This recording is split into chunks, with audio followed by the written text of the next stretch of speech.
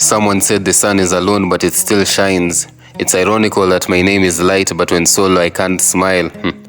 Pen to paper again, there's a story I want to tell. Growing up, there's one thing I dreaded, being alone. I never learned how to enjoy my presence. I always had to have a distraction. At the start, I had my big bro. Most of my happy times were with him when I was small, playing PS, football, watching animations. One day something happened. I didn't understand the significance of the event back then, but time has made the lesson apparent. I enjoyed being around him. Then one time we only had enough money to buy one movie. Problem is, we wanted different films. Ultimately, we went with my pick because that's what Dad said. He was older, he could handle the disappointment. I thought I was just being annoying, but that story is a perfect example of this statement. Everyone's presence comes with an expense. In Ruth 1:16 it's written, "Where you go, I'll go, and where you stay, I'll stay." Ruth chose to stick with Naomi, and as a result, she had to go where Naomi went. Someone said, when you say yes to someone, you say yes to some things. A few years ago, someone told me I'm a burden. Everyone is. You just have to decide who's worth it. Back to being alone. After a while, I realized why I didn't like being solo. It's cause I overthink and silence makes the little voices scream. Can't stay still, pacing, thinking about my mistakes, what I should have done, could have done, what I did that I wish could be undone.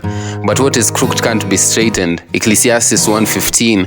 God can't change what happened, but he knows what happens next if you trust him. Trust him sounds easy, but it isn't, because we live in a world full of options. There are a lot of quick fixes. Something for when you feel alone, something to numb your insecurities, and all of them work. That's why people go back.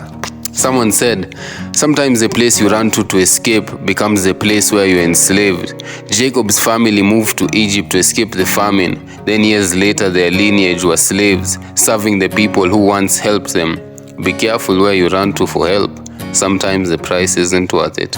Humans are cars. At some point, we all need a mechanic. No matter how good you look, there's always something going on under the hood. But unlike actual cars, we get to pick where we'll go to get fixed. And there are a lot of mechanics, but I prefer to go to the manufacturer.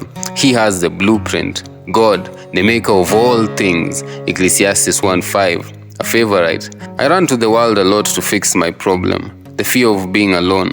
The relief I got was temporary. The actual problem was like a balloon. I wanted to get rid of it by immersing it in water while it still had air. It didn't matter how deep I took it, so long as it was filled, it always resurfaced, and that became a pattern until I went to my maker and asked for help. He gave me his manual that read, "I will never leave you nor forsake you." Joshua 1:5. Then the balloon popped. I never was alone. He was there the whole time. Wherever I went, even when I was an addict and couldn't pray because I thought I was unworthy, he was still there. I just had to talk to him, believe, follow his manual. That didn't fix the problem immediately, but it did eventually. So now every time the devil breathes down my neck, I remember it's written, "The moment I cry out for help, he'll hear and he'll answer me." Isaiah 30:19.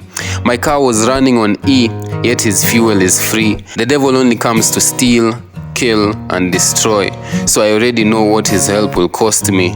Slowly I stopped feeling lonely. The voices never went away, but when they scream, I call on him.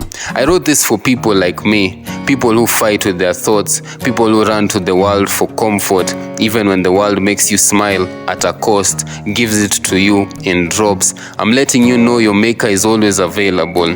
He doesn't condemn, won't look at your past and feel hate. His number is toll free, no rates. He's always ready to listen. All you have to do is call him.